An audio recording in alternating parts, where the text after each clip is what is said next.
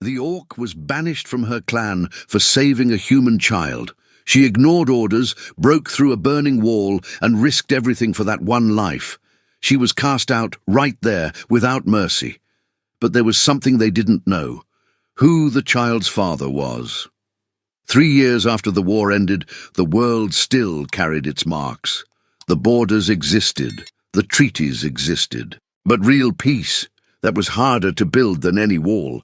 Thazug knew that better than anyone. He was the lord of the orcs, tall, with skin green as jade under the sun, broad shoulders, heavy gaze, a man who had seen too much war to believe easily in peace, but who still tried. That day he was leading an inspection along the borders of his territory. The camp had been set up beside a wide river. The water moved slowly, calm, as if it knew nothing of what that world had been through, as if the blood of years past had already been carried off by the current and forgotten. Thazug stood still for a moment, watching the water. Around him, his warriors kept guard, silent, alert. It was their way. It always had been. Peace existed, but it was fragile. In a rare moment, he stepped away from the camp, only 40 meters, alone. No weapons, no escort. He just wanted to crouch at the riverbank and drink cold water with his hands, to feel that for 1 second. Real silence. It was enough for fate to act. The sound came before the image, a heavy noise tearing through the vegetation, branches snapping, earth being turned up, and then the boar appeared. It was enormous. Larger than any animal Thazug had seen in those lands, tusks long as knives, eyes red with fury, and a speed that didn't seem possible for a body so large. The impact was brutal. Thazug was thrown to the ground before his reflexes could respond. The animal's weight was crushing. He tried to grab the tusks with his hands, lock its neck, use the strength he had, but the boar dragged him along the bank, tearing the earth with its hooves, pushing him toward the water. From the camp, his warriors heard the noise. They ran, but it was too far, and everything was happening too fast. On the other side of the river, a man watched. He was no warrior, no nobleman. He was a hunter. He sold pelts in the villages along the river. His name was Rovan, a simple man. Steady eyes, the kind who observes before he acts. He didn't know who that orc was. He didn't know the name, didn't know the rank, didn't know that the life of that green man being dragged by the boar was the most important life in all of orc territory. But he saw something clear, a life about to end. Rovan raised his rifle, pressed his cheek against the wooden stock, adjusted his aim carefully, because a mistake wasn't an option. The boar was moving. Thazug was moving. The bank was unsteady. The distance was real. He breathed deeply. The world seemed to stop, and then, bang! The shot echoed through the entire forest. Birds fled from the treetops. The river water shivered for a second. The boar locked up, staggered sideways, and fell. The silence that followed was different from any silence. It was the kind that only comes after something very large, very close to the end. Thazug was on the ground, gasping, covered in dirt and blood that no one had yet sorted out whose it was. His warriors arrived running, spreading out around him, but he raised his hand. Wait. His gaze wasn't on his men. It was on the other side of the river, on the man with the rifle still in his hands. There was something in that moment Thazug couldn't name. A strange feeling, like a stone placed in a pocket he didn't know he had. As if that man and that gesture had existed somewhere before, in a place he couldn't quite reach. He shook the thought away. Bring him to me. The warriors hesitated. Bringing a human to the Lord of the Orcs, right after an attack, right after blood and noise and fear, wasn't something any of them would do by their own choice. But Thazug had spoken, and when he spoke that way, there was no discussion. They crossed the river. The water hit their thighs, cold and fast. They reached the other side and surrounded Rovan without a word. Only stares. Only the weight of 6 orc warriors closing in around a lone man. Rovan didn't run, didn't raise his weapon again, just waited, hand steady, eyes forward, the kind of man who knows that running is useless and that fear helps no one. Minutes later, he stood before Thazug. The Lord of the Orcs had risen to his feet, still covered in dirt. A deep cut marked his left arm, but even wounded, even with the blood running slow, his presence was large, imposing, the kind of presence that fills the space around it without needing words. The silence was heavy. The warriors watched, tense, ready. One wrong word was all it would take. Thazug stopped 2 steps from Rovan.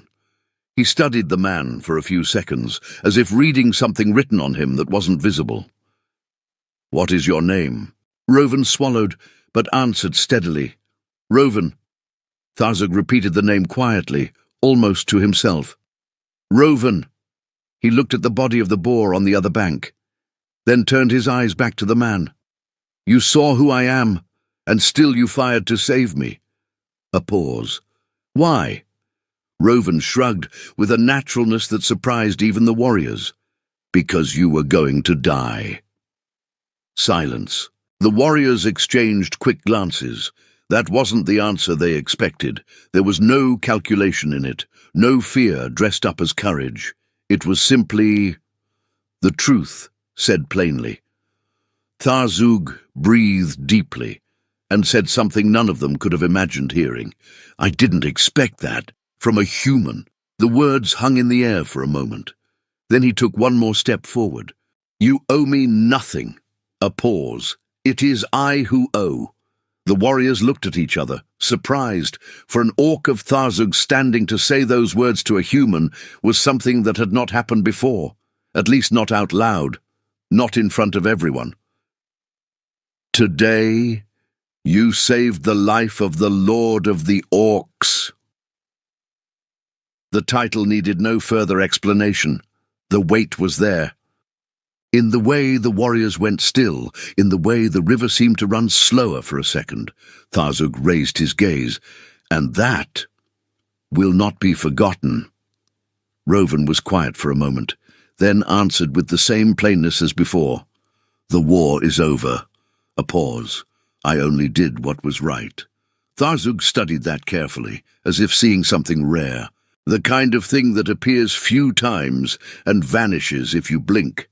Not everyone thinks that way. Not humans, not orcs. He turned to his warriors. "See to the wound." The warriors moved. Thazug walked a few steps, slowly. Then, before stepping away completely, he looked at Rovan one last time. "If you ever need anything..." A long pause. "Say my name." And then he left. Rovan stood at the riverbank for a time. He looked at the water, looked at the dead boar, felt the weight of those words settle onto his shoulders like something you don't choose to carry, but that stays anyway. He didn't know, in that moment, that the debt of honor would one day return, not for him, but because of him. 2 years passed after that meeting. Rovan returned to his village. He married Mirelle, a dark-eyed woman with a calm voice, who had the manner of someone who had survived things she preferred not to talk about. They had a son. They named him Elin. A small, curious boy of about 3, who ran faster than his feet, seemed able to manage. Life was simple, and for a while it was good. 5 years after the war ended, peace still existed, but not everywhere. There were smaller clans that still attacked human villages. There were humans who still hated orcs with a fury no treaty could erase. And among the orcs themselves, there were those who had never accepted the change, who carried the war inside their chest like an ember that refused to go out. That day, a small group from Thazug's clan was returning from a border patrol. There were 6 of them. They walked in silence along the dirt path that followed the river, the sun pressing heavy on their backs and the tiredness of days of patrol worn into their feet. Among them was Kaelira, a young orc, not the tallest in the group, not the strongest. But there was something in the way she watched the world around her that set her apart from the others. Attentive eyes, thoughtful silence. A calm that came from inside, not from training. She believed in peace, not because someone had ordered it, not because it was obligation, but because she had grown up hearing what the war had cost, and because she could look at a human face without automatically seeing an enemy. That made her different among warriors, and different in that group wasn't always something good. The group was led by Gorvak, a rigid general, skin dark green like wet stone, a gaze that weighed like stone, too. He was one of those who had never forgotten the war, never wanted to forget it. For Gorvak, rules existed because a world without rules bled, and he had seen too much blood to tolerate those who ignored them. As they passed near a stretch of the river, the smoke appeared. First a thin thread far away, then more, then a great deal, a village on fire. The group stopped. They looked from a distance. The attack had been recent, houses burning with flames still high, doors broken in, objects scattered across the ground, and a silence too heavy to truly be silence. Kalira felt something tighten in her chest. "Not our problem," said Gorvak, without fully turning his head toward the village. "We move on." It was the rule. It always had been. Don't interfere in conflicts outside the territory. Don't get involved with humans without a direct order. Stay the course. Kalira knew the rule. But then the sound came. A cry. Weak, almost swallowed by the noise of the flames. But there, desperate in the way only children cry, with everything they have, without calculating. Kalira stopped, turned her face toward the village, and she saw, through the window of a partially burning house, a small child, alone. Arms stretched out the window, calling for someone who didn't answer. And on the ground, just below the window, a woman collapsed unconscious. Soot on her face. Body still. The fire hadn't reached the child's room yet, but it was close, very close. "Ignore it," said Gorvak, with the voice of someone who had already decided for everyone. "It is not our responsibility." Kalira looked at him, then looked at the window, and her body moved before any thought could hold it back. She ran. "Come back!" one of the other orcs shouted behind her, but she was already gone. Feet on the scorched earth, the heat growing with every step, smoke beginning to sting her eyes. She reached the side wall of the house, threw her shoulder into it once, twice. On the third, the wood gave with a dry crack. She went in. The inside of the house was suffocating. The smoke filled everything, thick, hot, the kind that burns the throat and muddles thought. Kalira lowered her body because the air near the floor was lighter, and moved through the narrow hallway with her eyes half shut. She found the room at the back. The door was closed. She pushed hard, and the wood gave way. Elin was in the corner, curled up, knees to his chest and arms wrapped around his legs. Small, frightened, crying without stopping, his face red and his eyes full of smoke. Kalira went to him without hesitating. "I'm here," she said with the calmest voice she could manage. He looked at her, saw the green skin, the pointed ears, the small tusks. For a second, a child's fear tangled everything together, but she was already crouched beside him, arms open, eyes steady. "We're going out." She picked him up.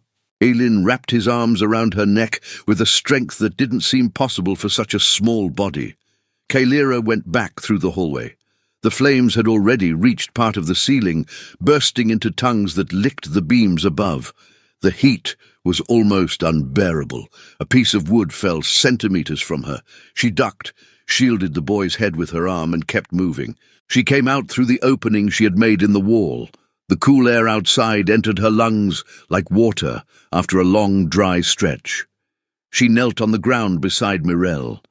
The woman was still, but breathing. Kalira shook her shoulder gently. "Wake up." Mirel coughed. Once, twice. Her eyes opened slowly like someone returning from somewhere very deep. Her gaze moved across the sky, the smoke. "Kalira." Then she saw Elin in her arms, and she broke. Tears came before words. My son, my son. She sat up, took Elin into her arms with trembling hands, and held him so tightly the boy made a small sound. She didn't care, she just held him closer.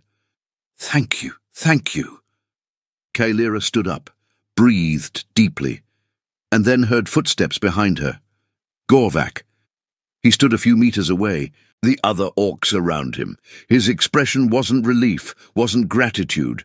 It was the look of someone who had been waiting for the right moment to say what he had already decided. Come. Kaelira looked at Mirel and Elin one last time. The boy had stopped crying. His face was buried in his mother's neck. She stepped away, walked toward Gorvak. The group closed around them like a silent circle. You broke the rule, said Gorvak. His voice was low, controlled, colder than anger. Kaelira still felt the heat of the fire on her skin, still felt the weight of Elin in her arms. So recent, it seemed he was still there. She was going to die, she said. Not our problem. He answered exactly as before, like a stone that doesn't move. Silence. You got involved with humans. You ignored a direct order. You chose the wrong side.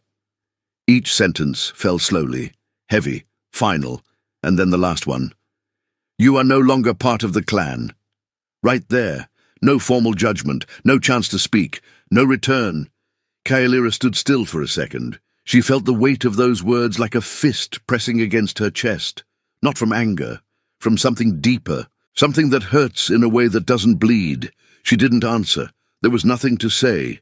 The group turned and left, and she stayed there, alone, at the edge of a burning village, without a clan, without a path, with only one quiet thought that wouldn't let her go. I did the right thing, but there was something none of them knew yet. Not her, not Gorvak, not the others who had walked away without looking back. The boy she had saved had a father, and that father had a name. Night came slowly over the riverbank. Kaelira hadn't moved much. She stayed where the group had left her, long enough for the sun to sink and the stars to take its place. The fire in the village had lessened. The smoke still rose, thinner now, pale grey against the dark sky. She sat at the water's edge, rested her arms on her knees, watched the current move past without hurry, carrying ash and soot that trickled down from the banks.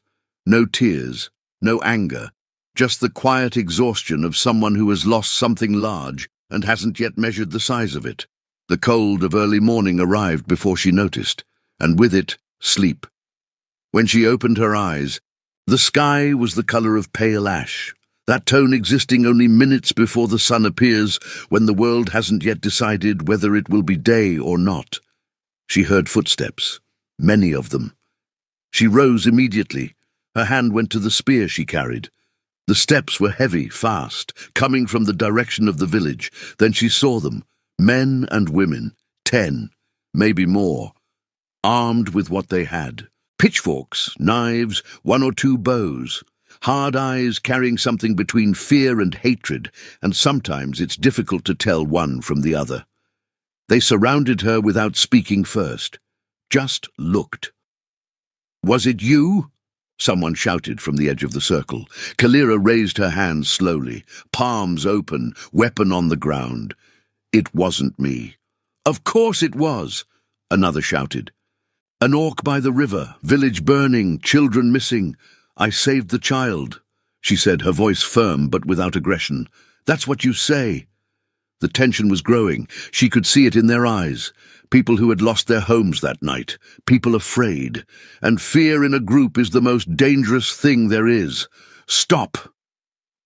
The voice cut through everything. It was Mirel. She came walking through the others, pushing through with her body, face still marked by soot, eyes reddened from hours of crying. But her voice was steady. She stopped in front of Kaelira and turned to face the others. She saved my son. Silence. How can you be certain? Asked an older man, unconvinced. The hair. Mirel pointed to Kaelira's braids. The necklace. He pointed to the bone adornment at her neck. I saw it. Even through the smoke I saw. A pause. "I will never forget." The weapons began to lower, slowly, with hesitation, but they lowered. There was still distrust in the stares, still that tightness of people who don't know whether they can believe, but something else was there too. A crack in the wall. "What are you doing here?" the older man asked. Kalira hesitated for a second, then told the truth. "I was cast out from my clan." Silence. "For saving your son." No one answered right away, because there was something in that which didn't fit into any simple story of war or peace. An orc banished for saving a human child, that wasn't the story of an enemy. Mirelle took a step forward, her voice gentler now. "Then you have nowhere to go." It wasn't a question. Kalira didn't answer. "You can stay," said Mirelle, "at least until you figure out what to do." Kalira looked around. She saw the faces still tense, saw the hands still holding weapons, even if more loosely, saw the distrust that hadn't disappeared, only stepped back one pace. But she also saw something she hadn't expected to find there, a chance, and she accepted it. The first days were difficult, not open hostility, but the kind of silence people use when they don't know what to do with someone different. The silence that weighs more than words. Kalira didn't force anything, didn't try to start conversations when she wasn't invited, didn't claim space that wasn't hers. She simply looked at what needed to be done and did it. The village was destroyed, fallen roofs, walls with holes, burned wood that needed clearing before it rotted. Heavy work, the kind that takes days and tears up your hands. Kalira carried logs that two men together would have struggled with, lifted beams, cleared jammed debris. She worked from dawn until the sun disappeared without stopping to complain, without waiting for praise, and slowly, people began to look at her differently. Not all at once, not with hugs or kind words, but the way real trust happens, which is slow and quiet and doesn't announce itself. A woman started bringing her water while she worked. An older man began working alongside her without making any remark about her being an orc. And Elin was the quickest of all. Children don't carry the memory of war the same way adults do. They don't bear treaties and betrayals on their shoulders. They simply see what's in front of them, and what Elin saw was the woman who had walked into the fire for him. He started following Kalira around the yard, then asking questions about the braids, about the necklace, about how she had knocked down the wall with her shoulder. She answered with patience, with simple words, the way you speak to children when you want them to truly understand. Rovan returned 3 days after all of it. He had left before the attack for a longer hunt up north of the river. When he arrived and saw the state of the village, he stood still for a time, walked through the ruins, heard the story from Mirelle with their son in her arms. Then he went to Kalira. He stood before her for a moment. Something moved behind his eyes before he spoke, like a man reaching back for the right words from a long distance. "My son is alive because of you." Kalira didn't look away. "I only did what was right." Rovan nodded slowly. There was something in the way he said it that stayed with her. She couldn't name what it was, only felt that this man was carrying something, a story, a debt. The kind of weight that doesn't show in the face but is there regardless. She didn't ask. It wasn't time yet, but the days went on. And Kalira came to live in Rovan and Mirel's home, not as a guest, not as a stranger, as someone who had simply found a place where she could be. And the story of all of it kept growing. Stories like this don't stay small. They travel with whoever passes through the village, with whoever hears them at the market, with whoever repeats them around fires at night, and eventually they arrive where they need to arrive. The news reached Orc territory the way important things always do, first as a rumor, then as something more solid. An Orc banished from Tharzug's clan for saving a human child during an attack, living in the human village, working alongside them, treated as part of the community. In the heart of the territory, Tharzug heard this while seated at his map table.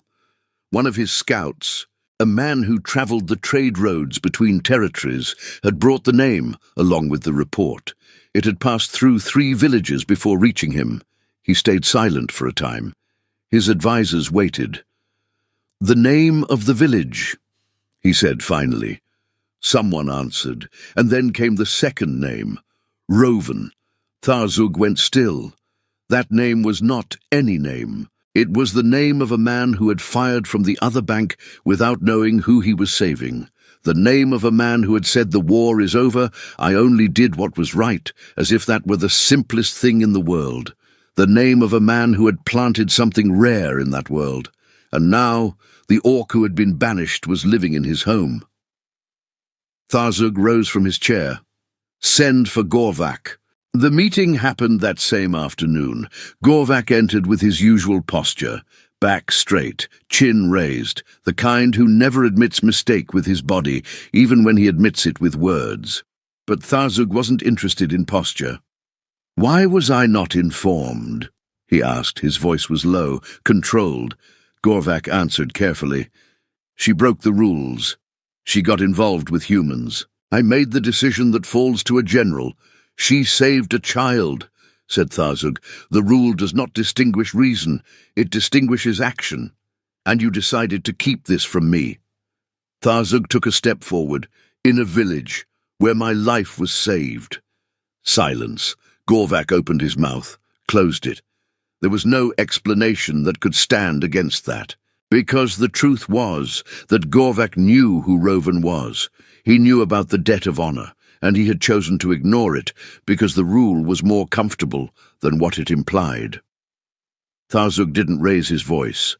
He didn't need to. "You have lost your command." The sentence fell into the silence like a stone dropped into a well, disappearing without echo. "Leave." Gorvak stood still for a second, then left, without honor, without discussion, without the title he had carried for so many years. Thazug stood alone in the room for a moment. He looked at the map, at the borders drawn after the war, at the area where that village lay, and made a decision. The following morning, he departed, mounted on his war rhinoceros, a massive animal with natural leather plates and steps that made the earth tremble. He brought only 6 warriors. This was not a show of force. It was a visit with weight. They arrived at the village in the early afternoon.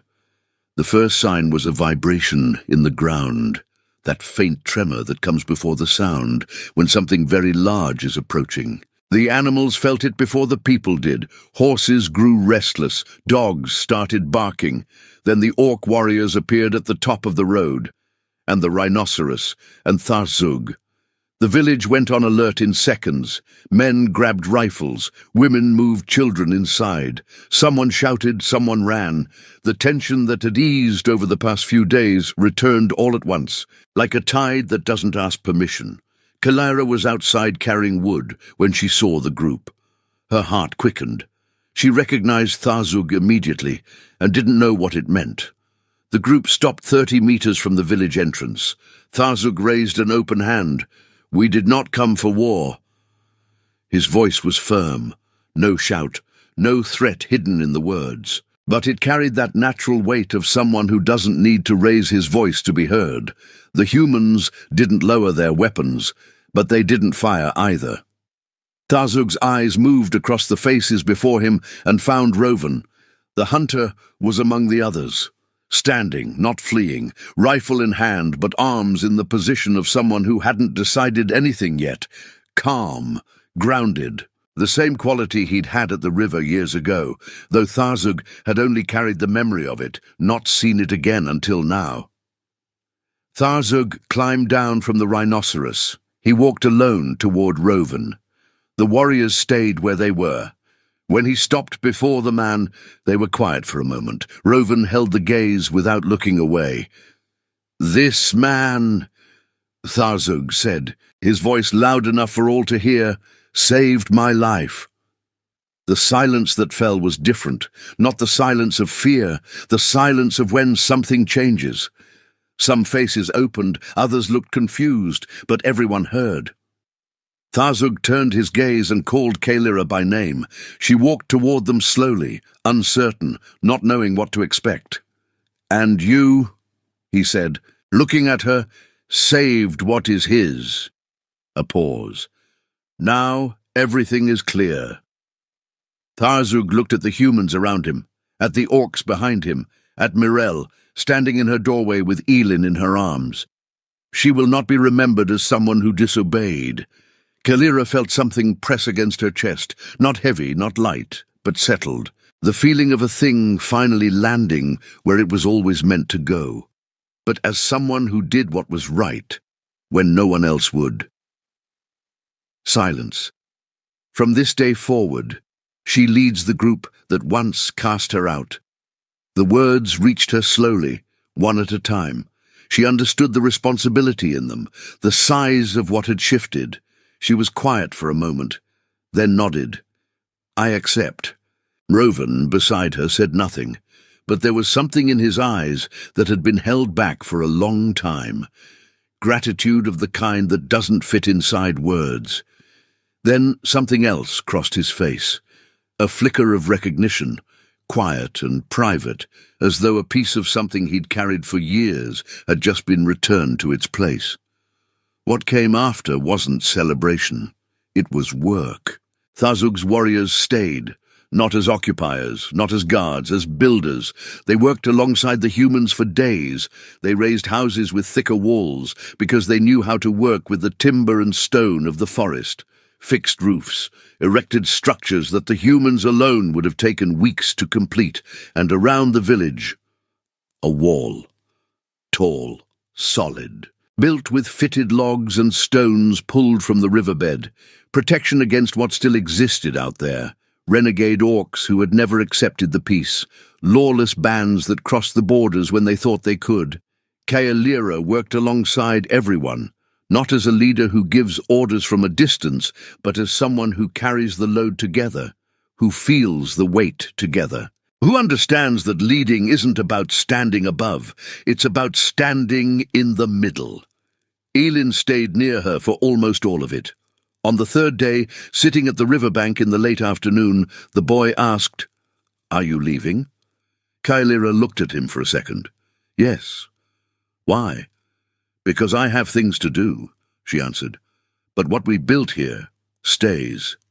Elin was quiet, then said with the simple seriousness that sometimes only children can manage, "I'll remember." Kaelira nodded. "Me too." On the last day the orcs prepared to leave. Rovan found Kaelira before dawn. She was alone, adjusting her belongings. He stood for a moment before speaking. "I didn't know," he said, "that you were from Thazug's clan. I didn't know any of it." "I know." "Adur," she answered. "But even if I had known," he paused, "would you still have done what you did?" She looked at him. "Yes." Rovan nodded slowly. Then he did something unexpected. He turned and looked at the wall standing around the village, at the stronger houses, at the quiet road where his son had been running just hours before. He looked at all of it for a long moment, then turned back. "Then thank you." She smiled slightly. "Take care of them." When the sun came up, the orcs left, Thazug at the front on the rhinoceros, the warriors behind him, and Kaelira alongside all of them, carrying something different now, a post, a purpose, the certainty that what had happened in those days had changed something real. Rovan stood at the village entrance and watched the group go until they disappeared around the bend in the road. Mirel came to stand beside him. She placed her hand on his arm. Elin stood between them, watching the empty road.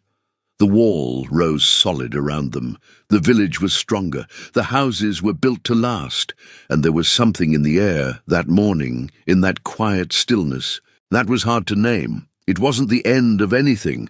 It was the beginning of something that didn't have a name yet. Far away, beyond the borders of orc territory, there were rumors. Clans that had never accepted the changes. tensions still simmering beneath the surface. The world hadn't become entirely different just because some had chosen to do what was right.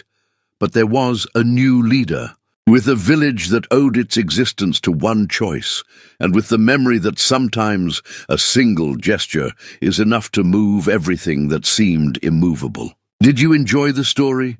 Subscribe to the channel to watch more stories like this one. Leave a like, it helps the channel a lot. And drop a comment down below. I always read them and use your feedback to make our content better. Thanks so much. Orc-bound Legacy.